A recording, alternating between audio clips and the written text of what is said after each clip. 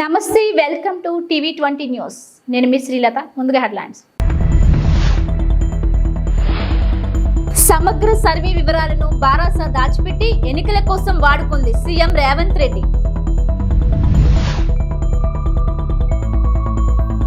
రథ సప్తమి పర్వదినం సందర్భంగా ఉప్మాక వెంకన్న స్వామిని దర్శించుకున్న హోంమంత్రి వంగల్పూడి అనిత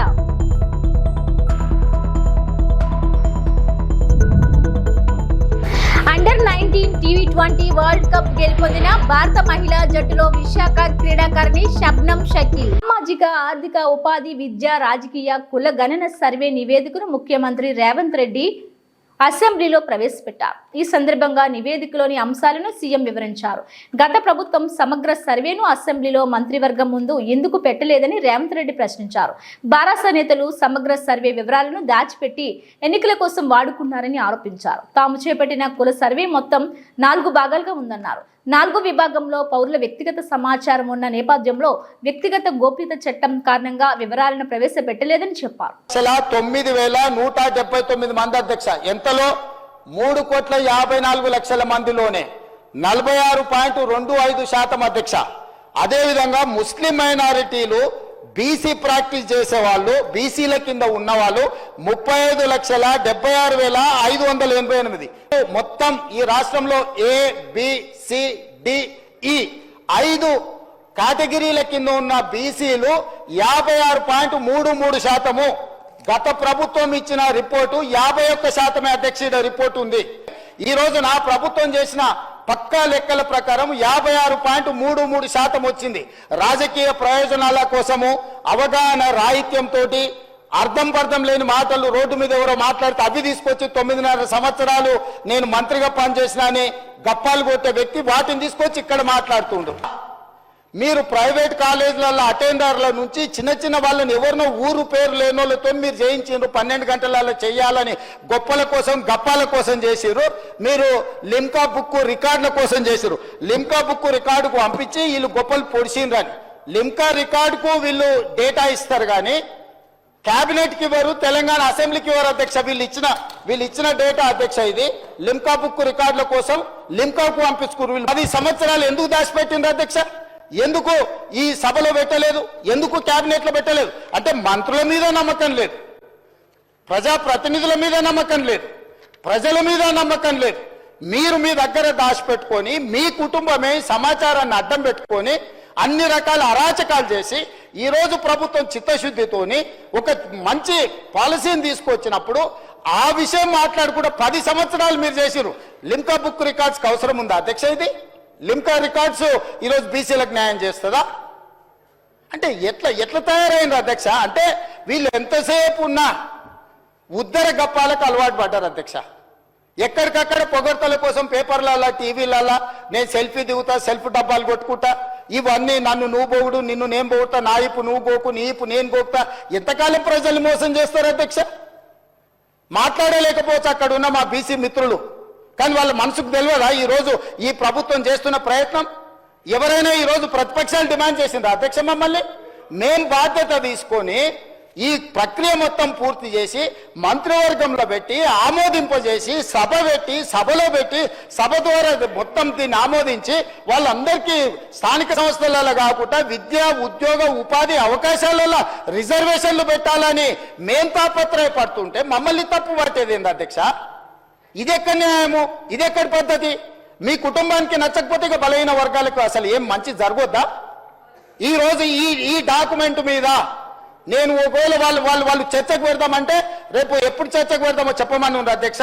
దీనికి ఉన్న సాంకేతికత ఏంది, దీన్ని చేసింది ఏంది, దీన్ని ఎక్కడ కంప్యూటరైజ్ చేసిండ్రు, ఎక్కడి నుంచి తీసుకొచ్చిండ్రు, ఇదంతా ఇప్పటి వరకు ఈ డాక్యుమెంట్ అనేది ఏదో ఒక వెబ్సైట్లో ఎవరో పెడుతున్నారు.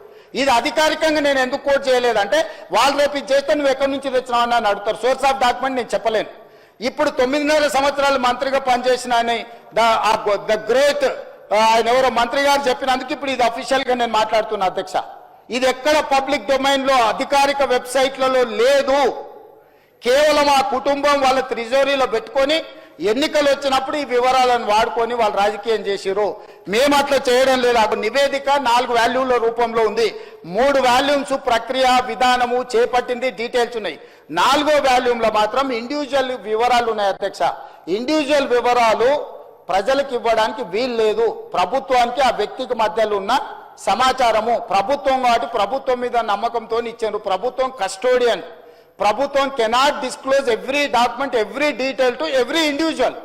సో దయచేసి అక్బరుద్దీన్ ఓవైసీ గారిని అర్థం చేసుకోమని నేను అడుగుతున్నా. ఇండివిజువల్ డేటా కాకుండా మీకు ఏం కావాలన్నా మొత్తం ఇస్తాం.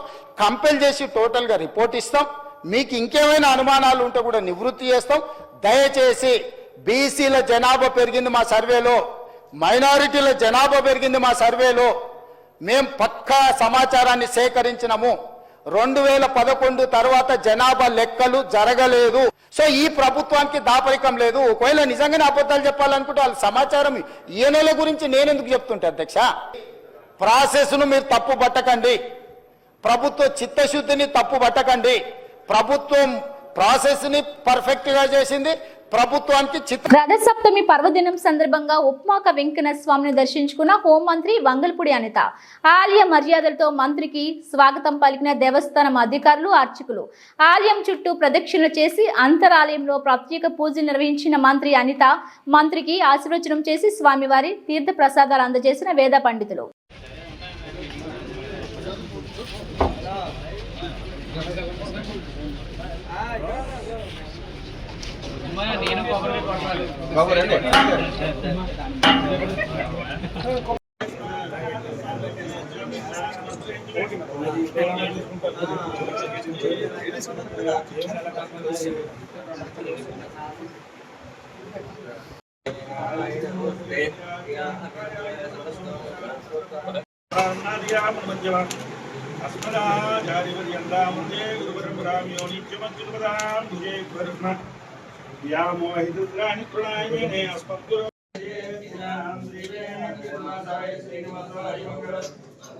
जय Shri Ram.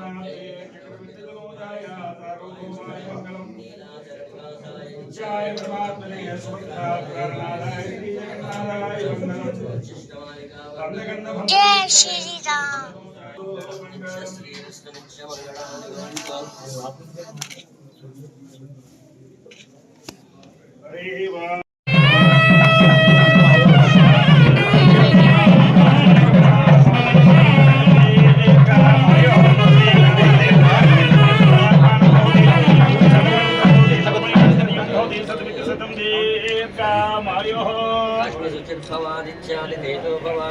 Under-19 T20 world cup గెలుపొందిన భారత మహిళా జట్టులో విశాఖ క్రీడాకారిణి శబ్నం షకీల్ మెరిసింది.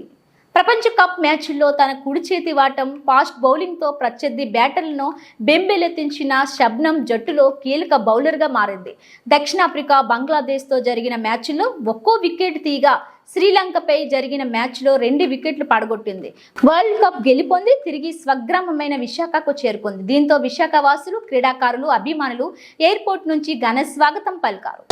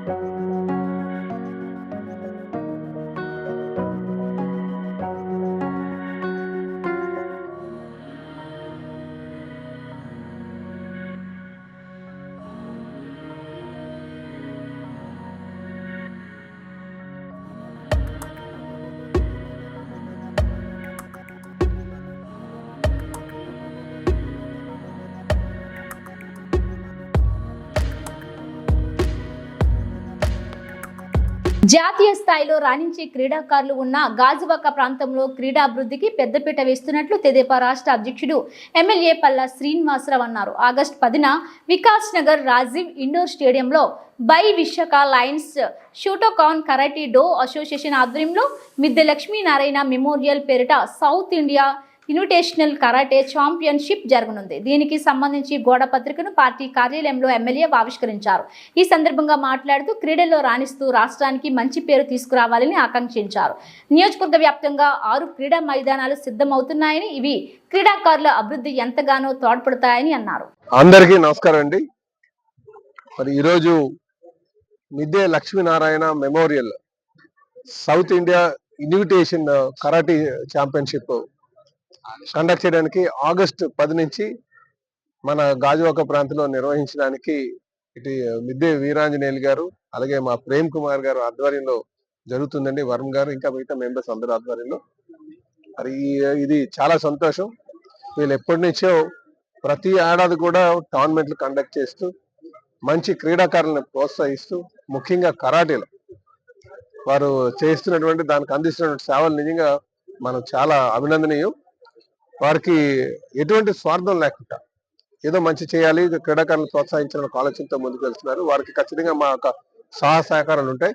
అలాగే వారు ఇక్కడ ఒక స్టేడియం కూడా, ముఖ్యంగా ఇండోర్ స్టేడియం మనకున్న గ్రౌండ్స్ ఉన్నాయి. అందులో కరాటేకి సంబంధించి ఆ స్టేజ్ ఒక ఇండోర్ స్టేడియం నిర్మాణం చేయమని కూడా వాళ్ళు అడుగుతున్నారు. ఖచ్చితంగా దానివైపు మేము ఆలోచన చేస్తామని కూడా వారికి మాట ఇవ్వడం జరిగిందని చెప్పి తెలియజేస్తూ, ఈ టోర్నమెంట్ లో అందరూ కూడా పాల్గొనాలని చెప్పేసి మీ ద్వారా నేను అందరికీ తెలియజేస్తాను. చెప్పాలంటే ఇంటర్నేషనల్ ప్లేయర్స్ ఉన్నారు. ఈరోజు మనం చెప్పుకోదగ్గటువంటి ప్లేయర్ ఇప్పుడున్నటువంటి నితీష్ కుమార్ రెడ్డి, అలాగే వేణుగోపాల్, అలాగే చాలా మంది ప్లేయర్స్ ఈ రంజీస్ IPL కి వెళ్ళినటువంటి వారు ఉన్నారు. ఆడపిల్లలు ఈ రోజు ఆడుతున్నారు చాలా మంది. సో ఒక క్రికెటే కాకుండా ఇక్కడ కరాటేకి సంబంధించినటువంటి వారు ఉన్నారు, అలాగే కబడ్డీకి సంబంధించినటువంటి వారు ఉన్నారు. కనుక ఇక్కడ బాక్సింగ్ కి, అలాగే ఈ సర్వీసెస్ లో చేరడానికి, ఆర్మీ సర్వీసెస్ లో చేరడానికి మంచి క్రీడాకారులు కూడా ఇక్కడ ఉన్నారు. వాళ్ళు ప్రాక్టీస్ చేస్తుంటారు. కనుక ఇక్కడ స్టేడియం నిర్మాణం చేయాలని ఒక ఆలోచనకి వచ్చాం. ఎక్కువ మంది జిమ్ గ్రౌండ్కి వెళ్తున్నారు. అక్కడ నుంచి కాకుండా ఇప్పుడు ఆదర్శ్ ఏదైతే గొంతునివన్పాలెంలో ఉన్నటువంటి ఆదర్శ్ గ్రౌండ్ ని అది పూర్తి స్థాయి క్రీడా మైదానానికి చేయడానికి మేము శ్రీకారం చుట్టడం జరిగిందండి. త్వరలోనే అది అందుబాటులోకి వస్తుందని చెప్పి ఈ సందర్భం తెలియజేస్తుంది. ఇదే కాకుండా పెద్దగంటేలో కూడా మనకి అక్కడ స్టీల్ ప్లాంట్ సంబంధించి 5 ఎకరాలు ఉంది. దానిలో కూడా మొన్న ఒక 50 లక్షల రూపాయలు శాంక్షన్ చేసి వాకింగ్ ట్రాక్ చేయడం ప్రయత్నం చేస్తున్నాం. ఆ రోజు వర్క్ కూడా స్టార్ట్ అయింది. వడ్లపూడిలో ఒక 4.5 ఎకరాలు ఐడెంటిఫై చేసాం. అగనంపూడిలోనే ఒక 5 ఎకరాలు ఐడెంటిఫై చేసాం. ఫార్మాలో ఇంకొక 5 ఎకరాలు ఐడెంటిఫై చేసామని చెప్పి తెలియజేస్తున్నాం. ఎలా కాదన్నా సరే ఈ 5 సంవత్సరాల్లో కనీసంగా ఒక 5 నుంచి 10 స్టేడియంలు, ముఖ్యంగా గ్రౌండ్స్, స్టేడియం అంటే నా ఉద్దేశం క్రీడా ప్రాంగణాలను ఏర్పాటు చేయడానికి నేను కృషి చేస్తానని చెప్పి ఈ సందర్భంగా మీ ద్వారా నేను అందరికీ మిద్దె వీరాంజనేయులు మెమోరియల్, మిద్దె లక్ష్మీనారాయణ మెమోరియల్ ఈ సంవత్సరం ఆగస్టు 10న మన గాజువాక స్టేడియంలో జరపడం జరుగుతుంది. కాబట్టి మా స్టైల్ ప్రకారం ఫస్ట్ టైం చేస్తున్నాం ఇది మేము. ఎందుకంటే Visakha lions Shotokan karate do నుంచి మా స్టేట్ చీఫ్ ఏంటంటే global Shotokan karate do first time మేము ఆ సంస్థ తరఫున కండక్ట్ చేస్తున్నాము. దానికి దగ్గర 8-9 రాష్ట్రాల నుంచి వస్తారు. South India invitational karate championship కాబట్టి కంపల్సరీగా మేము వెళ్ళిన వాళ్ళు మా దగ్గరికి వచ్చే వాళ్ళు కూడా వస్తారు. కొన్ని స్టేట్ల నుంచి కూడా వస్తారు. దాన్ని సక్సెస్ చేయమని మీ ద్వారా అందరికీ కోరుతాం. ఏమండి 5 years నుంచి 50 years ఎవరికైనా అవైలబిలిటీ ఉంటుంది. త్యాగాలతో వచ్చిన స్టీల్ ప్లాంట్ మనసు తెలిసిన తెలుగు CMD మాత్రమే కేంద్రం ఇచ్చిన ప్యాకేజీని సమర్థంగా వినియోగించి పరిశ్రమను పునరుద్ధరింప చేయగలరని, అందుకు ముఖ్యమంత్రి చొరవ తీసుకుని కేంద్రాన్ని ఒప్పించాలని విదేశం ఐక్యవేదిక రాష్ట్ర convener doctor Busi Venkatarao demand చేశారు. విశాఖలోని అంబేద్కర్ భవన్లో జరిగిన పత్రికా ప్రతినిధుల సమావేశంలో వెంకటరావు మాట్లాడుతూ స్టీల్ ప్లాంట్కు కేంద్రం ప్రకటించిన ప్యాకేజీలో రాష్ట్ర ముఖ్యమంత్రి చంద్రబాబు పాత్ర కీలకమని, ప్యాకేజీ ద్వారా ప్లాంట్ను కాపాడాలన్న చిత్తశుద్ధి కూటమి నేతలకు ఉంటే ఆ సొమ్మును బాధ్యత లేని అధికారులు చేతిలో పోస్తే లక్ష్యం నెరవేరదన్నారు. ఇప్పుడున్న సీఎండీ మరియు ఇతర ఉత్తరాది రాష్ట్రాల డైరెక్టర్లకు విశాఖ ఉక్కు పోరాట త్యాగాలు తెలియవన్నారు. ఈ క్లిష్ట పరిస్థితుల్లో పరిశ్రమలను తిరిగి నిలబెట్టడానికి విశాఖ ఉక్కు ఆంధ్రుల హక్కు నినాదం, ప్రాణత్యాగం అర్థం తెలిసిన తెలుగు అధికారులు కావాలన్నారు. సీఎండీతో పాటు కీలకమైన ఆపరేషన్, కమర్షియల్, ఫైనాన్స్ డైరెక్టర్లను తెలుగు వారినే నియమించేలా చంద్రబాబు కేంద్రాన్ని ఒప్పించాలన్నారు. అలాగే ప్యాకేజీ నిధుల నుండి ముడి సరుకు కొనుగోలుకు ఆకలితో ఉన్న ఉద్యోగులు, కాంట్రాక్ట్ కార్మికుల జీతాల చెల్లింపుకు అనుమతి కోరాలన్నారు. ఇక వీరి చేతిలో ఇంకా ఉన్నాయి. ముఖ్యమంత్రి గారు చేయాల్సినవి కేంద్రం మీద ఒత్తిడితో పాటుగా మన రాష్ట్రం నుంచి ఆయన కూడా రాయితీలు ఇవ్వాలి. మన రాష్ట్ర ప్రభుత్వం పరిశ్రమకి నీరు, విద్యుత్తు సరఫరా చేస్తుంది. గత ప్రభుత్వం జగన్మోహన్ రెడ్డి గారి ప్రభుత్వం విపరీతమైన విద్యుత్ ఛార్జీలు పెంచి 2 రూపాయలు ఉన్న యూనిట్ని 8 రూపాయలు పెంచారు. ఆ విద్యుత్ ఛార్జీలు, నీటి ఛార్జీలు రద్దు చేయాలని చెప్పి మేము డిమాండ్ చేస్తూ ఉన్నాం. అలాగే ఈ రాష్ట్రంలో చిన్నపాటి రా మెటీరియల్ అటు జగ్గయ్యపేట, మాదారంలో డోలమైటు, లైమ్ స్టోను మైనింగ్ జరుగుతూ ఉంది. ఆ మైనింగ్ రాయల్టీని ప్రభుత్వం కొంతకాలం పాటు వాయిదా వేయాలని డిమాండ్ చేస్తూ ఉన్నాం. ఇవన్నీ జరుగుతూ ఉండగా ప్రతి 3 నెలలకోసారి ముఖ్యమంత్రి గారి నేతృత్వంలో ఈ పరిశ్రమ ఉత్పత్తి, అమ్మకాలు, పనితీరు పట్ల సమీక్ష జరగాలి. ఒక సలహా మండలిగా ప్రభుత్వం వ్యవహరించి ఈ పరిశ్రమని ఒక దారిలో పెట్టాలని చెప్పి రాష్ట్ర ప్రభుత్వాన్ని కోరుతా ఉన్నాం. ఇంకా ఈ ప్రభుత్వానికి స్టీల్ చాలా అవసరం. పోలవరం నిర్మాణానికి, అమరావతి నిర్మాణానికి, లేదా ప్రధానమంత్రి ఆవాస్ యోజన పేద ప్రజల ఇళ్ల నిర్మాణానికి స్టీల్ అవసరం. ఈ స్టీల్ మన విశాఖ స్టీల్ ప్లాంట్లో లభిస్తూ ఉంది. విశాఖ ఉక్కునే రాష్ట్ర ప్రభుత్వ అవసరాలకు కొనుగోలు చేయటం ద్వారా ఉక్కుకు వ్యాపారం కల్పించాలి. ఆర్థిక పరిపుష్టి కల్పించి సపోర్టు, భరోసా ఇవ్వాలి. మరొక్కసారి మీకు గుర్తు చేస్తూ ఉన్నాను, పరిశ్రమ మనసు తెలిసిన విశాఖ ఉక్కు ఆంధ్రుల హక్కు పోరాట చరిత్ర తెలిసి పరిశ్రమ పట్ల అంకిత భావం కలిగినటువంటి తెలుగు అధికారిని మాత్రమే సీఎండీగా నియమించాలి. జీతం కోసం పనిచేసే ఏ అధికారి కూడా ఈ పరిశ్రమని నిలబట్టలేడు అని చెప్పి ప్రపంచ క్యాన్సర్ దినోత్సవాన్ని పురస్కరించుకొని Apollo cancer centre, Indian council of medical research, Indian medical association, రాష్ట్ర అంకాలజీ సంఘాలు సంయుక్తంగా విశాఖలోని ఆరిలోవా అపోలో క్యాన్సర్ సెంటర్లో యూనిఫై టు నోటిఫై అనే జాతీయ క్యాంపెయిన్ నిర్వహించారు.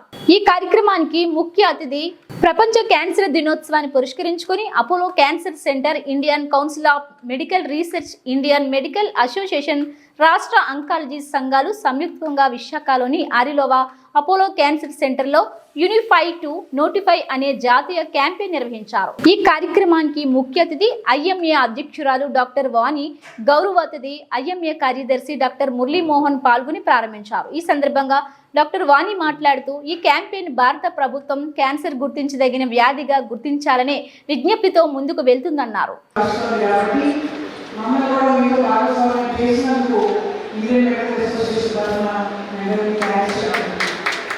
ఎందుకంటే మాట్లాడారు అసలు ఫస్ట్ క్యాన్సర్ వచ్చింది అనగానే పేషెంట్ భయపడతారు, ఫ్యామిలీ కూడా చాలా భయపడతారు. ఎందుకంటే ఇంకా మన దేశంలో కొంచెం స్టిగ్మా అటాచ్ అయ్యింది.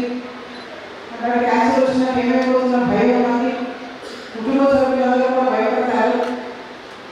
అయినప్పటికీ ఇంత స్ట్రెస్, ఇమోషన్స్ అవి కట్టుకొని ట్రీట్మెంట్ అవి తీసుకొని ఆ తర్వాత మీరందరూ ఇలా సర్వే ఇంత ఆరోగ్యంగా ఉన్నారు అంటే నిజంగా అపోహ గ్రామానికి ప్రతి ఒక్కరిని నేను అప్రిషియేట్ చేయాలి. But Rakesh Reddy, but Pradeep, but Suman Das, but Rajesh Narayan and doctor Jayashree and Chandra Kalyan and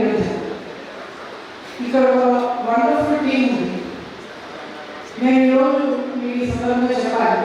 మా ఇంట్లో కూడా ఇద్దరు అవసరం వచ్చినప్పుడు నేను ఇద్దరిని సుందరరావు దగ్గరికి పంపించాను. ఎందుకంటే అప్పుడు నమ్మకం ఇక్కడ టీం అందరూ బాగా చూసుకుంటారని మాకు వాళ్ళిద్దరూ సర్వే అయిన తర్వాత నాకు బాగా అర్థమైంది. సో ఒక రకంగా ఇంకొక ఆపర్చునిటీ నాకు వచ్చింది మీరు వాళ్ళని తీసి. So thank you all. So team అప్పుడు ఇంకొక విషయం కూడా చెప్పాలి. ఈసారి ప్రతి ఏడాది ఫిబ్రవరి 4వ తారీఖున వరల్డ్ క్యాన్సర్ డే. ఈ రాబోయే 3 సంవత్సరాల్లో యూనిక్ బై యునైటెడ్ ఇది ఒక థీమ్గా పెట్టారు. అంటే ప్రతి వాళ్ళ కథ విభిన్నమైనది, ప్రతి క్యాన్సర్ పేషెంట్ వాళ్ళ కథ విభిన్నమైనది, అలా వాళ్ళు యూనిక్. కాకపోతే యునైటెడ్గా ఎంత సర్వీస్ పొందుతారో అన్నది యునైటెడ్నెస్.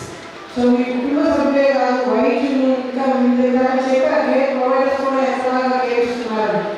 సో ఇవన్నీ అయితేనే ఒక మంచి అవుట్పుట్ కానీ ఒక రిజల్ట్ కానీ వస్తుంది. సో ఇందులో అందరి ఈ థీమ్ రాబోయే 3 ఏళ్లలో ఇచ్చింది రాబోయేచ్చు. సో అందరి ప్రతి వాళ్ళ చేతిగా యూనికే అయినప్పటికీ యునైటెడ్నెస్ కూడా ఉండాలి. మీ నుంచి డాక్టర్ నుంచి పబ్లిక్ నుంచి అందరి నుంచి కూడా యునైటెడ్గా ఉండాలి. సో ఆ కాన్సెప్ట్ అనుకునే సో ఒకసారి మీరు నోటిఫైడ్ డిజీజ్ చేయాలి అన్న ఒక కాన్సెప్ట్ ఒక రిజల్యూషన్తో అపోలో క్యాన్సర్ హాస్పిటల్ వాళ్ళు వచ్చారు. నోటిఫై చేస్తే రావాలి. జవహర్లాల్ నెహ్రూ ఫార్మాసిటీలోని Visakha pharma city limited common effluent treatment ప్లాంట్లో పనిచేస్తున్న కాంట్రాక్ట్ కార్మికుడు కర్ణం ముత్యాలు ముఖంపై లిక్విడ్ పడడంతో ఆయన గాయాలు గురయ్యాడు. వెంటనే అతన్ని గాజ్వాకాలోని ప్రైవేట్ ఆసుపత్రికి తరలించారు. కార్మికుడికి మెరుగైన వైద్యం అందించి కార్మికుడు కోలుకునే వరకు పూర్తి స్థాయి వేతనం చెల్లించాలని, జరిగిన ఘటనపై సమగ్ర విచారణ చేయాలని pharma city staff and workers union CITU గౌరవ అధ్యక్షుడు గన్శెట్టి సత్యనారాయణ డిమాండ్ చేశారు. యాజమాన్యం భద్రతా ప్రమాణాలు పాటించకపోవడం వల్ల గతంలో కూడా ఈ పరిశ్రమల్లో అనేక ప్రమాదాలు చోటు చేసుకున్నాయని ఆరోపించారు. భద్రతలకు అధిక ప్రాధాన్యం ఇవ్వాల్సిన యాజమాన్యాలు వాటిని పూర్తిగా గాలికి వదిలేస్తున్నాయని మండిపడ్డారు. అనకాపల్లి జిల్లాలో ఉన్నటువంటి పర్వాడ ఫార్మాసిటీలో మరో ఘోర ఘటన అనేటువంటి చోటు చేసుకుంది. విశాఖ ఫార్మాసిటీ లిమిటెడ్ అనేటువంటి దాంట్లో కామన్ ఎప్లాయిన్ ట్రీట్మెంట్ ప్లాంట్లో ఈరోజు ఒక కార్మికుడు గాయాలకు గురయ్యాడు. ఏదైతే లిక్విడ్ ఉందో అది శరీరం మీద పడడం వల్ల అలాగే ముఖం అది గాయాలకు గురైంది. ఇప్పుడే హాస్పిటల్కి విశాఖపట్నంలో ప్రైవేట్ ఆసుపత్రికి తరలించారు. భద్రతా ప్రమాణాలు అనేటువంటి అధిక ప్రాధాన్యత ఇవ్వాల్సినటువంటి యాజమాన్యం అధిక ప్రాధాన్యత ఇవ్వకపోవడం వల్ల ఇదే రామ్కీకి చెందినటువంటి కంపెనీ డెవలపర్ ఈ రకంగా భద్రతా ప్రమాణాలు పాటించి ఆదర్శవంతంగా వ్యవహరించవలసినటువంటి పరిశ్రమలోనే భద్రతా ప్రమాణాలు పాటించకపోవడం వల్ల కర్ణం ముత్యాలు 45 సంవత్సరాలు హెల్పర్గా పనిచేస్తున్నటువంటి కార్మికుడు గాయాలకు గురయ్యాడు. ఈ విశాఖపట్నంలో తరలించి వైద్యం అందిస్తారు. మేము డిమాండ్ చేస్తూ ఉన్నాం. ఈ సందర్భంగా మెరుగైనటువంటి వైద్య సేవలు అందించండి. విశాఖపట్నంలో ప్రత్యేకమైనటువంటి మెరుగైనటువంటి వైద్య సేవలు అందించండి. ఆయన కోలుకునే వరకు పూర్తి స్థాయిలో వైద్య సేవలకు యాజమాన్యం బాధించాలి. ఆయన కుటుంబానికి కూడా యాజమాన్యమే ప్రతి నెల వేతనం చెల్లించాలా. అలాగే దీని మీద క్రిమినల్ చర్యలు తీసుకోవాలా, దీని మీద విచారణ చేయాలి ప్రభుత్వ అధికార యంత్రాంగం. ఆ రకంగా చేసి కార్మికుల యొక్క రక్షణ కోసం, భద్రత కోసం యాజమాన్యాలు పెద్దపీట వేయాలి. ఆ రకంగా కాకుండా కార్మికుల యొక్క రక్షణకి పూర్తిగా యాజమాన్యాలు గాలికి వదిలేస్తున్నాయి. అందుకని కార్మికుల యొక్క భద్రతకి అధిక ప్రాధాన్యత ఇవ్వడం కోసం ప్రభుత్వం అలాగే యాజమాన్యం చర్యలు చేపట్టాలని, ఆ కార్మికుడిని కోలుకునే వరకు మెరుగైన వైద్య సేవలు అందించాలని సిఐటియు అనకాపల్లి జిల్లా కమిటీ డిమాండ్ చేస్తా ఉంది. అంబేద్కర్ కోనసీమ అమలాపురం ఇద్దరు అంతర్ జిల్లా దొంగలను అరెస్ట్ చేసిన రాజోలు పోలీసులు. పశ్చిమ గోదావరి జిల్లా నర్సాపురంకు చెందిన నిందితులు గుబ్బల భాస్కర్, కొత్తపల్లి నరేష్లను అరెస్ట్ చేసిన పోలీసులు. గత నెల 24న రాజోలు సత్యరాజు వీధిలో ఒక ఇంటిలో చోరీకి పాల్పడి దోచుకున్న 40 లక్షల రూపాయల విలువైన బంగారు ఆభరణాలు, వెండి వస్తువులను స్వాధీనం చేసుకున్న పోలీసులు. 34 లక్షల రూపాయల విలువైన 449 గ్రాముల బంగారు ఆభరణాలు, 6 లక్షల రూపాయల విలువైన 6 కేజీల వెండి వస్తువులను స్వాధీనం చేసుకున్న పోలీసులు. 10 రోజుల్లోనే చోరీని ఛేదించి దొంగలను అరెస్ట్ చేసిన రాజోలు పోలీసులను అభినందించిన జిల్లా SP B Krishnarao.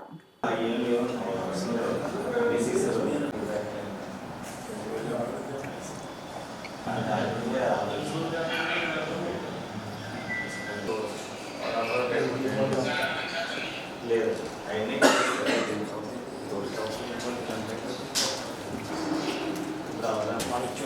Hello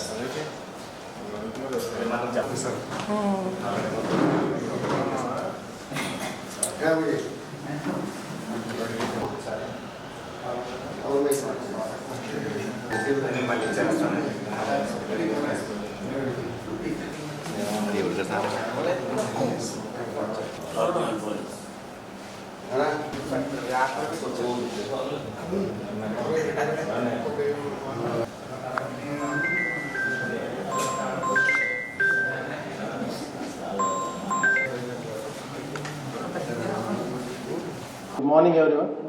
so మనకి లాస్ట్ మంత్ 24th మార్నింగ్ మనకి ఒక హెచ్బి అయినట్టు మనకి కంప్లైంట్ రావడం జరిగింది. సో ఇమీడియట్గా మన clues team and dog squad కూడా సీన్ విజిట్ చేశారు. సో విజిట్ చేయగా మనకు కొన్ని అక్కడ టెక్నికల్ ఎవిడెన్స్ కొన్ని రావడం జరిగింది. సో దాన్ని బేస్ చేసుకొని ఫర్దర్గా సిసిఎస్ టీమ్ కూడా ఇన్వాల్వ్ అయ్యి ఇలాంటి నేరం పాత అఫెండర్స్ ఎవరు చేస్తారనేది కొంచెం ఇంటెలిజెన్స్ కూడా కలెక్ట్ చేశారు. సో దాన్ని బట్టి మల్టిపుల్ టీమ్స్ ఫామ్ చేసాం. సో ఫామ్ చేసి very quickly win very short time, ఒక వారం రోజుల్లోనే మన అఫెండర్స్ ఎవరు ఏంటి అనేది కనుక్కోవడం జరిగింది. ఇమీడియట్గా వాళ్ళని పట్టుకొని ఎంటైర్ ప్రాపర్టీ ఇంటాక్ట్గా రికవర్ చేయడం జరిగింది. ఇది మనకి 23rd నైట్ జరిగినట్టుగా మనకి తెలుస్తుంది. ఆ రోజు morning the 2 accused Bhaskar and Naresh ఇద్దరు కూడా ఆ రోజు మార్నింగ్ ఆ హౌస్ని రెక్కీ చేసుకొని వెళ్ళారు. నైట్ వచ్చి అఫెన్స్ కమిట్ చేసి ఇమీడియట్గా ఫరారయ్యారు. సో మనకు వచ్చిన ఇన్ఫర్మేషన్ బట్టి ఇమీడియట్గా వాళ్ళని అప్రిహెండ్ చేయడం, ఈ ఎంటైర్ ప్రాపర్టీని రికవర్ చేయడం జరిగింది. సో ఎంటైర్ కేసులో మనకి మన సిఐ రాజోల్ అండ్ టీం అలాగే మన క్లూస్ టీం కూడా చాలా బాగా పనిచేసి within a very short time ఒక ఇంపార్టెంట్ అఫెన్స్ అండ్ గ్రేవ్ అఫెన్స్ని చాలా త్వరగా డిటెక్ట్ చేయడం జరిగింది. సో ఈ on this occasion I make a request to all the public, ఈ సీసీటీవీ కెమెరాస్ అన్ని దగ్గరలో కూడా వీలైతే ఎక్కడెక్కడ మనకి ఇంపార్టెంట్ అనుకుంటున్నామో అన్ని దగ్గరలో కూడా కొంచెం ఇన్స్టాల్ చేసే విధంగా సహకరిస్తే ఇలాంటి అఫెన్సెస్ మనం ఇంకా చాలా త్వరగా డిటెక్ట్ చేయగలుగుతాం. సో దీంట్లో ఈ విషయంలో కొంచెం సహకరించాలని చెప్పి కూడా కోరుతాం. And on this occasion I reward and appreciate the entire team and SDPO Kothapeta as well. Immediately రాగానే ఒక మంచి కేసుని ఛేదించారు. So on that I just reward the entire team. So మనకి CI Razole and team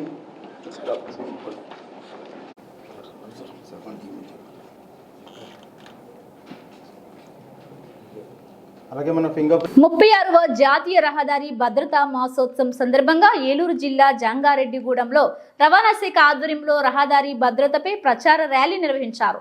Jangareddygudem RDO MV Ramana జెండా ఊపి ర్యాలీని ప్రారంభించారు. ఈ కార్యక్రమంలో రవాణా శాఖ అధికారులు, విద్యార్థులు పెద్ద సంఖ్యలో పాల్గొన్నారు.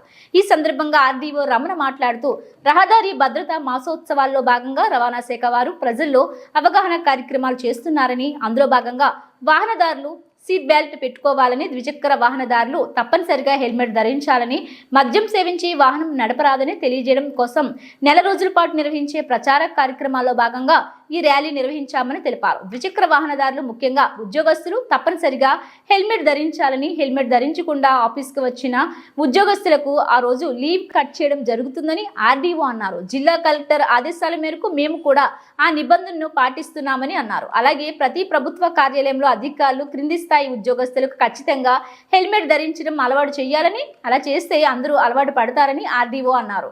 ఇది వాహనదారులకు, వారి కుటుంబ సభ్యులకు అందరికీ మంచిదని, అందరూ తప్పకుండా నిబంధనలు పాటించాలని ఆర్డీఓ అన్నారు. అందరికీ నమస్కారం. జంగారెడ్డిగూడెం పుర ప్రజలకు రవాణా శాఖ తరఫున ఈ రోడ్డు భద్రతా మాసోత్సవాల సందర్భంగా తెలియజేసేది ఏమంటే, ప్రతి ఒక్కళ్ళు తమ తమ జాగ్రత్తలు వహించాలంటే వాహనం నడిపేటప్పుడు హెల్మెట్ ధరించాలి, కారు నడిపేటప్పుడు సీట్ బెల్ట్ ధరించాలి, అలాగే మద్యం సేవించి వాహనం నడపకూడదు. అదే రకంగా ఆటోలలో కానీ ఓవర్లోడ్ చేయకుండా ప్రతి ఒక్కరు జాగ్రత్తలు తీసుకొని రోడ్డు ప్రమాదాలను అరికట్టడానికి సహకరించవలసిందిగా, మరియు ప్రతి వాహనదారు తమ రక్షణ తామే చేసుకోవాలని హెల్మెట్ ధరించి తమ రక్షణ తామే చేసుకోవాలని సూచిస్తున్నాము. ప్రతి జంగారెడ్డిగూడెం పుర ప్రజలకు ముఖ్యంగా చెప్పేది ఏంటంటే, చాలామంది ఇక్కడ హెల్మెట్ లేకుండా ప్రయాణిస్తున్నారు. వాళ్ళ మీద అపరాధ రుసుం విధించడం జరుగుతుంది. కాబట్టి అందరూ హెల్మెట్ ధరించి వాహనాన్ని నడపాల్సిందిగా కోరుతున్నాను. Thank you. ఈరోజు ఈ జంగారెడ్డిగూడెంలో డిఎస్పీ ఆఫీస్ నుంచి జీవీ మాల్ వరకు ర్యాలీ జరుగుతుంది. అందులో మా స్కూల్ పిల్లలు, తర్వాత హెల్మెట్ ధరించిన వాహనదారులు పాల్గొంటున్నారు. రవాణా శాఖ సిబ్బంది పాల్గొంటున్నారు. Thank you. రోడ్డు భద్రత మాసోత్సవాల సందర్భంగా ట్రాన్స్పోర్ట్ డిపార్ట్మెంట్ వాళ్ళు ప్రజల్లో అవగాహన కల్పించడానికి ఈ నెల మొత్తం కూడా ఏ రకంగా హెల్మెట్ ధరించడం కానీ, సీట్ బెల్ట్ పెట్టుకోవటం కానీ, మద్యం సేవించకుండా డ్రైవ్ చేస్తే దానివల్ల వచ్చే మంచి ఇవి కానీ వాళ్ళకి చెప్పేదానికి ఈ నెల మొత్తం కూడా ఇది క్యాంపెయిన్గా తీసుకోవటం జరిగింది. ఈ సందర్భంగా జంగారెడ్డిగూడెం డివిజన్లోని అందరి ప్రజలకి, ముఖ్యంగా ముందు ఎంప్లాయీస్కి ఫస్ట్ మా దగ్గర నుంచే హెల్మెట్ ధరించడం అనేది అందరికీ అలవాటు చేయడం జరుగుతుంది. ఎవరైతే ఎంప్లాయీ హెల్మెట్ ధరించకుండా ఆఫీస్కి వచ్చారో ఆ రోజు వాళ్ళకి లీవ్ కట్ చేయడం జరుగుతుంది. గౌరవ కలెక్టర్ గారి ఆదేశాల మేరకు మేము కూడా అది పాటిస్తున్నాము. అలాగే ప్రతి ఆఫీస్లో కూడా ప్రతి ఆఫీసర్ కూడా వాళ్ళ ఆఫీస్లో ముందు ఇది వాళ్ళకి అలవాటు చేస్తే మిగతా ప్రజలు కూడా ఆటోమేటిక్గా దానికి అలవాటు పడతారని అనుకుంటున్నాను. అట్లాగే ప్రజలందరూ కూడా హెల్మెట్ ధరించి వాళ్ళు 2 వీలర్ డ్రైవ్ చేయాలని, అలాగే వితౌట్ సీట్ బెల్ట్ డ్రైవ్ చేయకుండా బెల్ట్ పెట్టుకొని కారు డ్రైవింగ్ కూడా వెళ్ళాలని, అలాగే మద్యం సేవించినప్పుడు ఎటువంటి డ్రైవింగ్ చేయకుండా ఉండాలని చెప్పి కోరుకుంటున్నాను. అది వాళ్ళకి, వాళ్ళ కుటుంబానికి, అలాగే పక్క వ్యక్తుల భద్రతకి కూడా అది చాలా అవసరం అని చెప్పి తెలియజేసుకుంటూ ఇవన్నీ ఫాలో అవ్వాల్సిందిగా జంగారెడ్డిగూడెం డివిజన్ ప్రజలందరూ ఇవి బులెటిన్ అప్డేట్స్.